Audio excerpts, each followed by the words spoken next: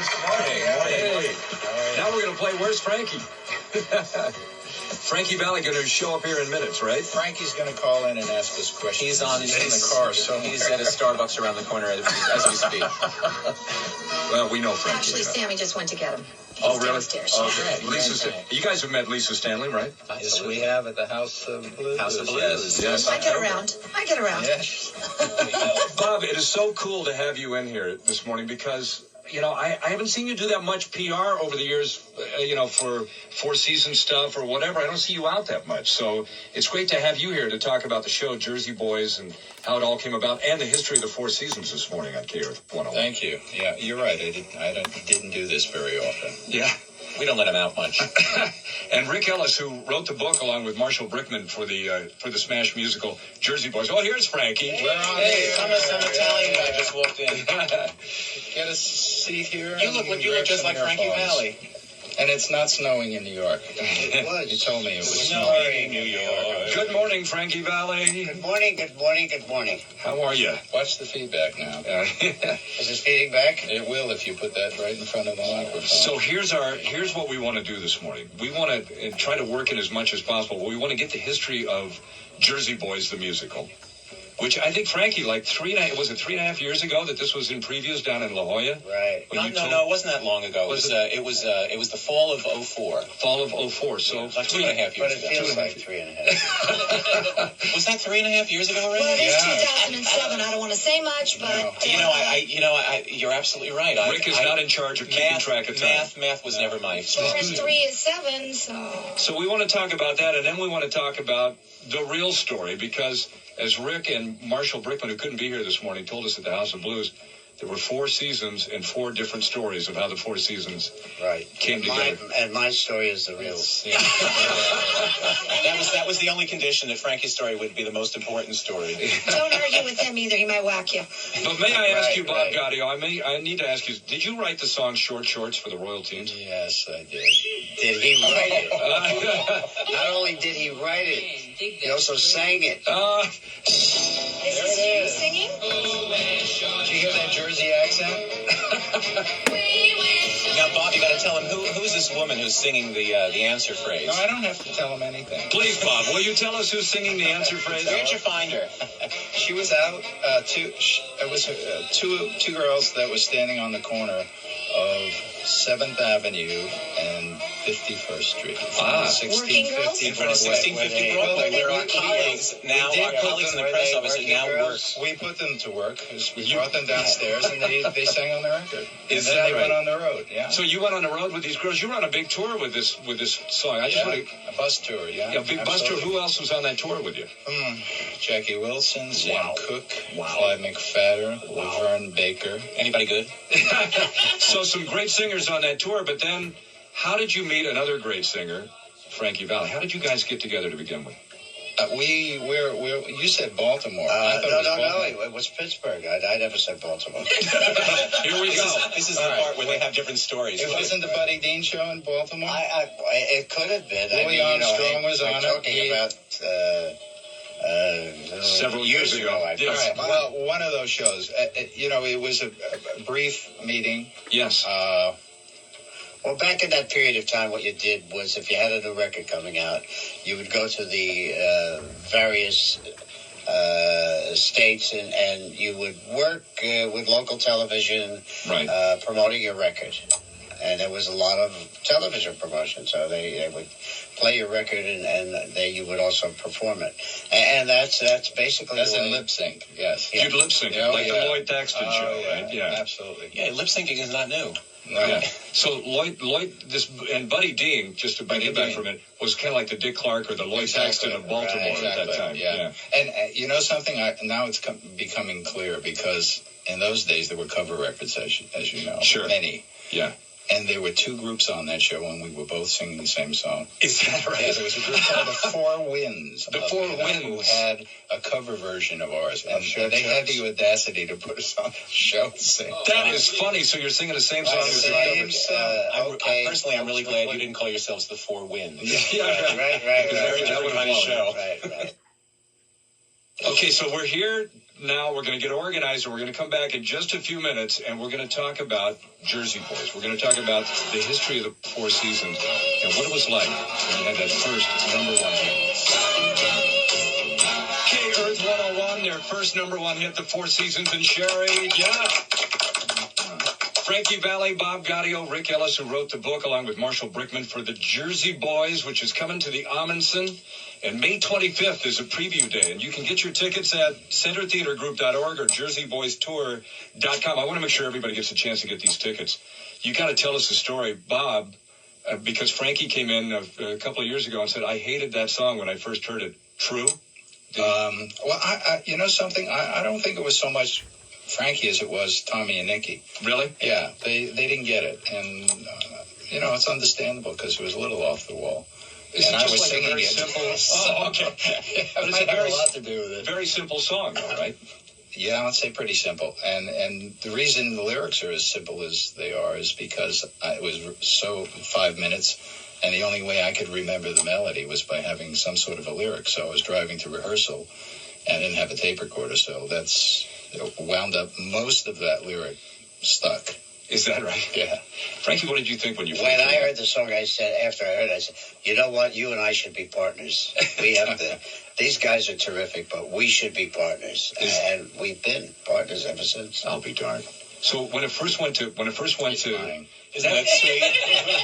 I'm getting all the when it went to #1 and you first heard it on the radio, which radio station did you hear it on first? Was it WABC or WMCA or one of those in New York? I was definitely New York, but the thing that strikes me as the moment, yes, was when we went back to your house, I think, and your wife was standing out in front of the door screaming, "You're on Dick Clark." And that was the moment to me, because once you hit the national level with that show, you knew the next day. And I think the next day it sold like 100,000 records or something. 120,000 for a day. I mean, back at that period of time, that was really a big thing. Now, I don't want to say this to put anybody down, but we just saw a story that J-Lo's album only sold 49,000 last week. So you sold over 100,000. And that was back then. And that was back then. Yes. In the day. Because that was a incredible smash. So then followed up #1. You had, Walk Like a Man. You had Big Girls Don't Cry. And Bob, you wrote all those songs? Yeah. Can I borrow some money from you? Bob Crew had something to do with it. Yeah, Bob Crew and I. Yeah. Wow. Amazing. I got to ask you something. I listened to this original cast recording of Jersey Boys last night. And you got a kid. I mean, he's not Frankie Valli, but he does a great impression of Frankie Valli. Yeah, I think what he does to me is he has his own little place. It isn't a sound alike, and that's what I love about him so much. He's got a lot of heart, and that's. But he must have observed Frankie singing. Oh yes, yeah. Well, I mean, it would be like if somebody was doing the Frank Sinatra story. You should be close. I like the same thing about him that Bob does. I like the fact that he is applying a major part of his own personality into it. I'm not too sure if it was exactly that I would like it as much. Did you pick him? Were you responsible for picking him? No, but what happened was I went to the first audition when he had been picked. Yes. Bob had been going to all of the previous auditions before they picked. I was on the road working, and I was amazed. I was really amazed. Yeah. I was shocked last night listening to that cast recording. I said, nobody can sing like Frankie. But I did find out that when he was picked, that he had come to Vegas while I was working there. Oh, really? And sat in the audience without me knowing about it. And paid for his own drinks, too. Paid for his own drinks? Obviously wasn't gambling. If he would have told me, I would have taken care of that. Bob, was it really a moment when you guys met and you heard Frankie sing and you said, wow, this is the guy I want to go do stuff with? It's actually in the show. It's a very important part of the show. It's the moment for me. It's the light bulb. Because, as you say, with the Royal Teens who wear short shorts, I mean, they were chanty kind of fun songs, basically instrumentals with a lyric to remember, hopefully. But to be able to write for a singer was my goal. And when you'll see it, you have to see it the moment in the show. But it was. Did you start writing for Frankie? I mean, these songs that you wrote, like, Dawn or Ragdoll or whatever. I mean, the Four Seasons songs had such they were either like up from the gutter, kind of like I'm trying to make it kind of songs. There's a lot of passion in those songs, or they were like, girl, go away, I'm no good for you, that kind of stuff. It was like a lot of working class kind of longing and trying to make it. Did you start writing those for Frankie's voice? Yeah, specifically tailored around.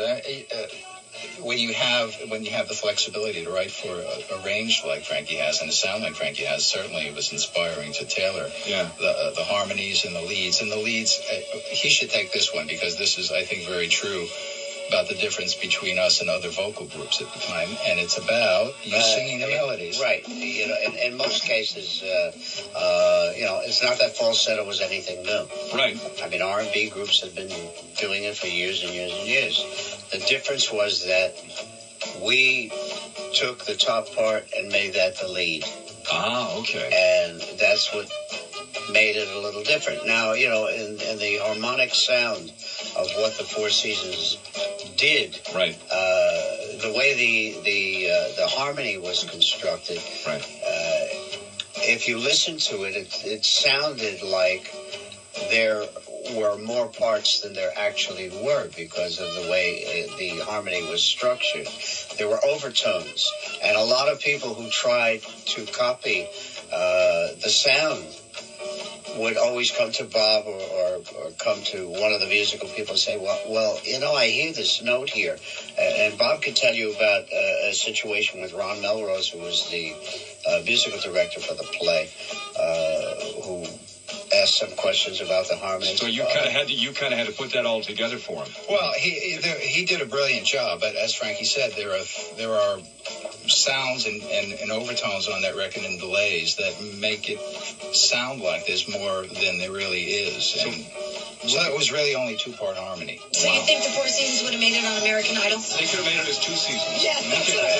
We're coming right back. Rick Ellis is here, who also wrote the book for the Jersey Boys. More about the play. You're back.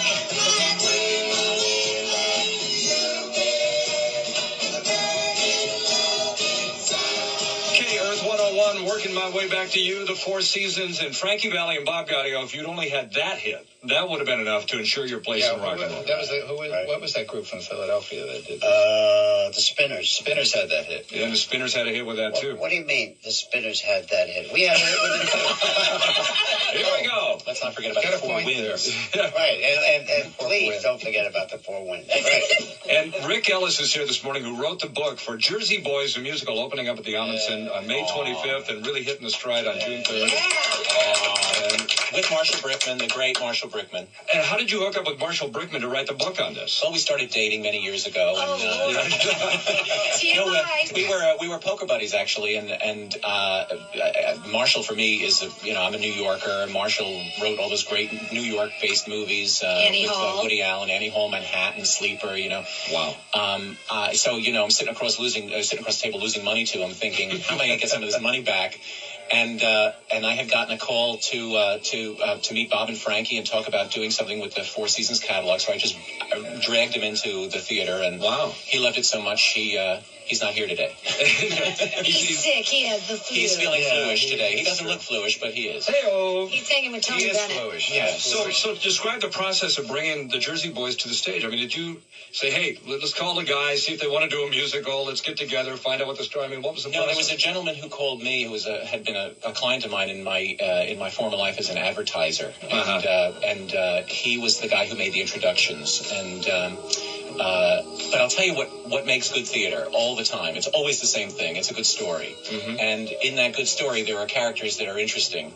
And Marshall and I went and talked to these two guys, never having met them before, not really even knowing that all these songs that you're playing were from the same group. Sure. Because the seasons were never really written about, so I didn't know anything about them. I was sort of on the young end of it. I didn't have access to the song, to the radio in my house when these songs were coming out. Really? So I knew them from summer camp, and the counselors were playing them, and I wanted to be cool like the counselors, so I thought this was cool music. Right. And Marshall was sort of a musical snob. He knew the words to "We Shall Overcome," and that's about it. and so we sat down with these guys, sort of feeling like Manhattanites sometimes do about people from Jersey, a little bit maybe superior. So and they started just telling us what their lives were like. Yeah. When they were making these songs. Yeah. And in 5 minutes we were leaning forward saying, that really that happened to you? Wow. This is for real? This is like a great story, guys. And if you're brave enough to let us screw it up, we'll do our best not to and put it on the stage, because people will respond to it just the way we are. And had they not been, courageous Italians, this show wouldn't have happened, because it's kind of a warts and all show. This is not some some sort of sing along jukebox musical. This is like a real story with really good characters, and thanks to these guys, musical moments that make the hair stand up on the back of your neck. Well, I mean, this music, as we were talking about, it's got so much passion and so much meaning in it. I can kind of compare it in a contemporary, a little more contemporary vein to Springsteen stuff when he was coming out. I mean, it's got that. Yeah, but kind Springsteen of doesn't have any Tonys. Forget about Springsteen. I was just comparing it. Good. Here's the thing. When we started talking to them, we realized that, you look at the Beatles songs, these are songs that were written for girls, and their fans were primarily girls. Right. The Seasons songs were written for guys, about girls. That's interesting. And their primary fans were guys. Uh-huh. And the guys who stood out there watching these guys perform looked just like these guys. So Right. there was a great connection between the fans and the people who were making the music 40 years ago, and that connection now comes back to life in the theater at the show. So did you have individual times with each of the Four Seasons where you said, hey, what was the story, and then you tried to put it all together? Is that what happened, Rick? We started talking to them together, and then they would, as you can tell, sort of contradict each other. And then we got on the phone with the third surviving season, Tommy DeVito, who's in Vegas. Right. And he would tell us not to listen to either of them, and he would tell us the real story. And it seemed like a real problem, because how do you figure out what the real story is? Right. And suddenly one day the light bulb went off, and we thought, we don't have to figure it out. We're just going to tell all four versions. Right. Because, like the guy says in the show, you ask four guys, you get at least four different versions of the same story. So the audience sort of gets to hear from each of the guys over the course of the story, the narrative baton, as it were, sort of passed from one character to the other. So you track this rags to riches story through the eyes of an individual guy, and they contradict each other, and you get to make up your mind who to believe. Of course, like Frankie says, his is the most important truth. Right. So we let him go last. But the soundtrack of any musical, obviously, or the songs in the musical, the score, is so critical. Now you've got a ready-made score, and you've got an incredible story to go with it. But, you just said it's not a jukebox musical. But I can't believe, after listening to this cast recording last night, that people are staying in their seats watching the Jersey Boys. They got to be up dancing. It's something amazing happens about 45 minutes into the show.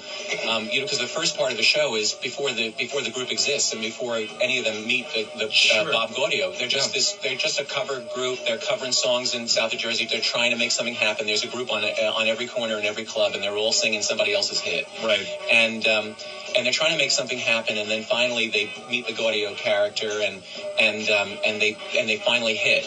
And at the point that they do that, there's this amazing alchemy that happens in the theater. It sort of turns into the Super Bowl or something. People have forgotten they're watching four actors, and they think they're watching these four young guys, because this is really the story of a boy band, right? Right. They're watching these four young guys who have no advantages, and they're trying to make something happen. When it finally happens, the audience goes berserk. And the director, Des McAnuff, has staged it rather brilliantly, because the first time that they hit, it's a concert moment. So the guys get to just stand there and receive. It's like that old ad with the for the tape with the guy sitting in the chair with his hair blown back. The audience is going nuts on that. The cast is blown back by the audience. It's just fantastic. It's May 25th for the previews, June 3rd at the Ahmanson, centertheatergroup.org, or jerseyboytour.com to get your tickets. You've got to get them now. These are going to go very, very quickly. And now I'm going to give away a pair. And here's how I'm going to do it. I'm going to play one of the songs from the play. You have to tell me whether this is the original Four Seasons version or whether it's the original cast recording. Oh, this is going to be good. Can we get in on this? Yeah. Yes, I want to be. No fair. No fair. Well, we're probably going to get it wrong. Yeah. I have. Here it comes. Here it comes. Oh, As a midsummer's morn, they call her dawn. Okay, is that the Four Seasons or the original cast recording of the Jersey Boys? 1-800-232-KRTH, K-Earth 101. I think Frankie's nodding. I think you just got it wrong, Frankie. By the way, that play's only running through the end of August, so get your You gotta tickets. do it. K-Earth 101, the Four Seasons. Let's hang on to what we got, because we got the Jersey Boys in the studio this morning. Wow. It's Frankie Valli, Bob Gaudio, and Rick Ellis, who wrote the book along with Marshall Brookman. Brookman, yeah. Brookman. Well, he's not here. He's not here, so we call him Brookman. That's okay. Call him anything we want to. That's right. For the Jersey Boys, opening up at the Ahmanson Theatre May 25th. For previews, June 3rd for the regular run. It's a limited run, too, so get those tickets. Only till the end of August. JerseyBoysTour.com.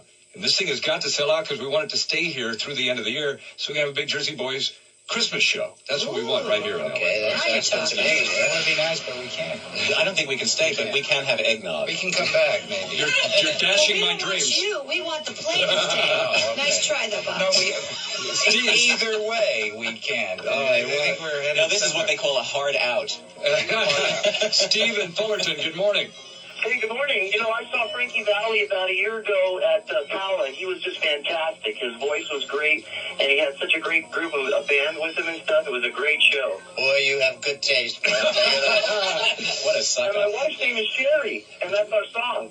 Wow. Terrific. Did you love the opening montage, the little video that Frankie plays before he Oh, yeah, that was, it gets you right into the show, you know? So It brings many back all the memories. great Four Seasons video, and these guys were a cocky bunch of guys coming out there singing. Oh, yeah, Yeah. from Jersey. Yeah. Let me play this little clip for you. Pretty as a midsummer's morn, they call her dawn. Okay, Steve, to win tickets to the Jersey Boys at the Ahmanson Theatre, is that the original Four Seasons version or the cast recording from the Jersey Boys? Oh, that's the cast recording. Yes! I mean, it sounds pretty doggone good, but it's not the Four Seasons. Yeah. Unbelievable, man. You are in. Excellent. You're going to love this show. We've heard such man. great things about it. You coming to opening night, Steve? Is that what it is? We're not sure. We're not sure which night he's going. All right. But we'll get back to you, Steve. Okay. Just trying to make it Doesn't matter which trying to night. sweeten the pot a little It bit for doesn't him. matter which night he's in the There's house. love right He's in the house. before closing. I just wanted to meet him, that's all. So the show winds up. It goes through just incredible twists and turns, and the first part of the show is not even Four Seasons music. It's just your struggles getting it together. It's Bob Gaudio who wrote Short Shorts for the Royal Team. Why do you have to keep keep bringing reminding that us? It's the early years, yes. Yes, I'm here to embarrass Bob Gaudio this morning, obviously. Well, so far, so good. But then it winds up, and, this is a song that came out in 1976. I remember it well. And maybe not considered one of the greatest Four Season hits of all time, to be honest. I didn't write it, probably. Yeah, because Bob Gaudio didn't write it. Yeah, must be it. But at the end of this show, man, I've seen the video of the cast doing this song. It takes your head off at the end. Write this, Bob. I did write this. It's a good one. Well, you forgot you wrote it? Not only, wait, hey. I have to keep reminding him which songs he wrote. How many That's true. songs did you write, Bob? I haven't a clue. That's the truth. He knows, if I need a lyric, I call him. Let me. I remember nothing. Rick Ellis, what are you going to say? I just want to say, after you've heard this song, today, actually, this very day, April 5th, this is April 5th, right? Yes. Today, April 5th, is the wedding anniversary of Bob and Judy Gaudio, and Judy Gaudio wrote the lyrics to this song. Very good. A little sidebar. Bob Gaudio, Rick Ellis knows more about you than you do. That's well, Judy slipped me a $20. Did you send a gift? Well, I got to tell you, it's a thrill to have you guys in here with us because, I never thought I'd have Frankie and Bob in the same room at the same time. Well, don't forget about Rick. And I'm actually not here at the same time. Oh. I was going to get to Rick. And the man who wrote the book along with Marshall Brookman for Jersey Boys. How many Tonys has this show won? So many I've lost count. Come on. Yeah, what was it? 15, We should 16. have won 12, but we won 4. The one that matters is that we won the Tony for Best Musical of the year, which for me as a theater geek coming out of New York is like the total dream come true. Yeah, top of the mountain. Break up the team now. That's the gold medal for you. World Series. You can't imagine what you can't imagine. Well, I've been going to see shows since I was 3. And I'm 16 now, and it's been a long way. Long time. Well, Rick and Bob Gaudio and Frankie, we love you all the time. We know you're here in LA. I love you guys here too. Anytime. You want me to come by and say hi? Yes. I'm ready to come. Okay, tomorrow morning we'll see you. You guys. Can you have the helicopter pick me up? Yes. We need to change this to an afternoon show. Yeah, exactly.